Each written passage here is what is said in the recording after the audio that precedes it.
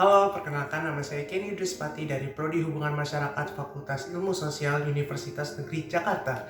Di video ini saya akan menjelaskan hal-hal yang harus diketahui tentang bullying. Apakah Anda pernah mendengar tentang kasus bullying? Atau mungkin Anda memiliki sebuah pengalaman yang berkenan dengan istilah tersebut? Bullying bisa terjadi di sekitar kita, baik Anda sadari atau tidak. Mengkhawatirkannya, masalah sosial ini bisa memiliki dampak yang fatal pada mental seseorang, terutama anak-anak, jika terus diabaikan. Mengapa bullying dapat berakibat buruk? Bayangkan saat seseorang yang Anda sangat kenal tiba-tiba menunjukkan gejala depresi dengan menutup diri atau kehilangan minat pada apapun.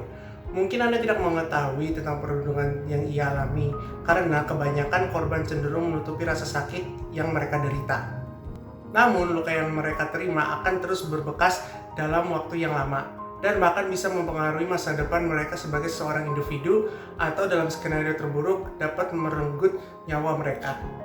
Bullying atau perundungan sendiri adalah sebuah kegiatan penyalahgunaan kekuasaan atau kekuatan yang bertujuan untuk menyakiti orang lain baik dalam bentuk fisik, psikis, atau perkataan, sehingga sang korban seringnya akan merasakan sakit, depresi, atau terjebak dalam keputusasaan.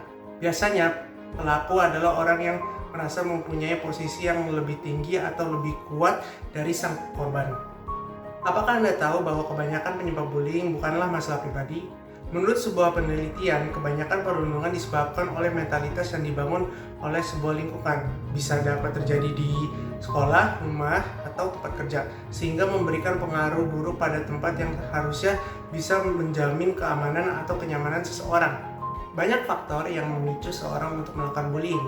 Di antaranya yang paling awam adalah: pertama, kurangnya kepercayaan diri, sehingga sang pelaku ingin merasa lebih baik dengan cara merundung yang akhirnya memberikan mereka kepuasan yang bersifat sementara tanpa menyadari efek keberpanjangan pada korban. Yang kedua, kurangnya empati. Biasanya mereka akan mencari pembenaran jika ditanyakan. Namun bagaimanapun, tidak ada satupun alasan yang bisa membenarkan sebuah tindakan tidak terpuji seperti bullying. Kurangnya hati nurani adalah penyebab utamanya, alih-alih alasan lain yang mereka coba buat. Yang terakhir, mencari perhatian. Sang pelaku merasa hebat dengan menindas orang lain dan mendapatkan atensi dari banyak orang, yang sebenarnya bisa jadi salah satu tanda gangguan mental yang ia idap, seperti kecenderungan narsistik akut yang membuatnya ingin selalu dipandang sebagai orang yang terhebat.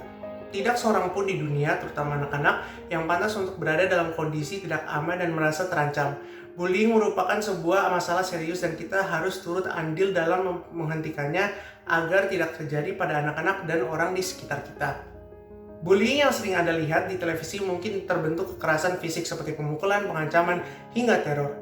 Tetapi bullying sebenarnya tidak terbatas pada aktivitas-aktivitas tersebut. Misalnya memanggil nama yang tidak pantas, dengan sengaja mengucilkan seseorang, menyebarkan isu, dan memanipulasi korban untuk mempercayai bahwa mereka adalah pihak yang patut disalahkan. Merupakan bentuk bullying yang juga dapat melukai korban sama fatalnya dengan perundungan secara fisik.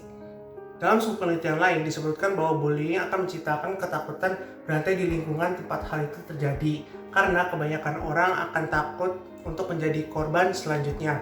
Bullying akan mencuri rasa aman yang harus tercipta di lingkungan tempat seseorang belajar atau bekerja. Dalam kasus ekstrim, korban-korban biasanya dikeluarkan dari sekolah karena ketakutan luar biasa, terkena depresi, mendapatkan kecemasan, hingga penurunan kepercayaan diri. Mungkin kini Anda bertanya, bagaimana cara untuk mendeteksi kegiatan bullying yang mungkin saja terjadi pada anak-anak? Berikut adalah beberapa cara yang dapat Anda lakukan. Yang pertama, beritahu anak-anak mengenai bullying.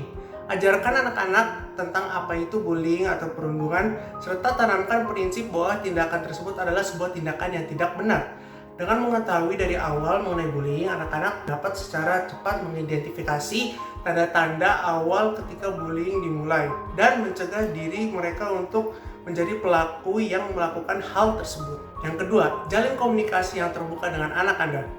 Semakin sering Anda memberitahu anak-anak mengenai isu bullying, semakin terbuka juga dirinya untuk menyampaikan kepada Anda saat ia mendeteksi tanda-tandanya di suatu tempat. Tanyakan pada anak Anda setiap hari saat ia pulang sekolah mengenai hal yang ia lakukan, baik saat belajar, bermain, atau berselancar di dunia maya. Tidak hanya sekedar kegiatannya, tapi apa yang ia rasakan dan ia pikirkan. Yang ketiga, didik anak-anak untuk menjadi orang yang baik. Ada 3 jenis orang dalam sebuah kegiatan perundungan. Yang pertama, si pelaku, si korban, dan si pembela. Dengan mendidiknya menjadi orang baik, bukan hanya Anda menghindarkannya dari perilaku bullying, namun Anda juga akan menanamkan tekad pada dirinya untuk selalu memperlakukan semua orang dengan baik dan menghormati mereka. Dirinya kelak dapat menjadi si pembela dan menolong anak-anak yang tertindas. Yang keempat, tanamkan kepercayaan diri pada anak-anak. Coba tanyakan minat apa yang kira-kira ia miliki dan berikan ia satu lingkungan belajar yang kondusif yang terdiri dari anak-anak yang memiliki hobi yang sama. Cara ini dapat memberikan kepercayaan diri baginya dan menghindarkannya dari pikiran dan pengaruh yang negatif. Yang kelima, jadilah bagian dari teman online mereka. Coba akrabkan diri Anda dengan aplikasi atau situs online yang sering anak Anda gunakan. Jelaskan pada mereka bahwa kehidupan di dunia maya dan nyata sebenarnya saling berkaitan erat. Jadi mereka tetap harus berhati-hati saat bersikap dan menggunakan aplikasi yang digunakan banyak orang.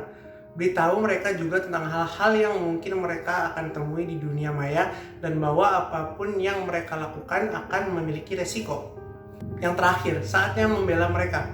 Walaupun identik dilakukan oleh kaum remaja, namun perundungan sebenarnya bisa terjadi di mana saja, termasuk di sekolah dasar, lingkungan kantor, masyarakat secara online atau cyberbullying, hingga di dalam rumah. Intervensi dari pihak lain sangat dibutuhkan dalam kasus-kasus perundungan. Kebanyakan kasus bullying yang berdampak ekstrim disebabkan oleh korban yang tidak mendapatkan pertolongan dari siapapun. Jika Anda merasa anak Anda atau seseorang yang Anda kenal menjadi korban bullying, cobalah untuk berbicara dan mendengar cerita mereka terlebih dahulu dengan kepala dingin. Jangan mencoba untuk memecahkan masalah saat itu juga, misalnya dengan mengonfrontasikan si pelaku. Anda harus berada di sana sebagai pendukung moralnya, karena hal itu yang sebenarnya paling korban butuhkan. Beritahu mereka bahwa Anda selalu mempercayai dan mendukung mereka. Jika perundungan ini terjadi di sekolah, Anda dapat meminta tolong guru atau lembaga terkait untuk menangani hal ini. Berdirilah di belakang korban dan yakinkan sang korban bahwa Anda akan selalu ada di sisi mereka untuk mendengarkan masalah mereka. Sekian dari saya, semoga video ini bermanfaat bagi kalian semua. Kurang lebih yang mohon maaf dan terima kasih sudah menonton.